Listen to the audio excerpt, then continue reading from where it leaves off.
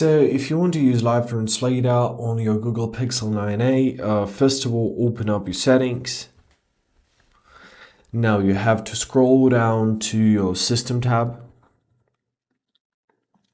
Then in your system, we gotta locate our Live Translate.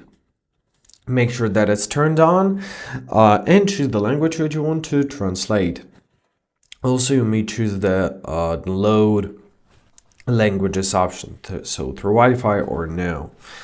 You can add up a language if you need to, right? From English.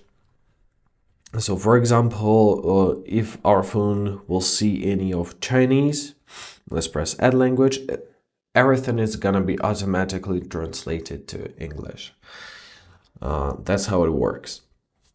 So to add up more languages, press add language and do that.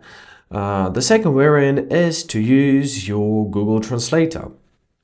So make sure that you have this application. Usually it's pre-installed now. There it is. So here you can use as your usual translator, or you can press conversation mode, give all the necessary permissions. So here you can turn on your auto language detect, right? And you can choose which language is speaking.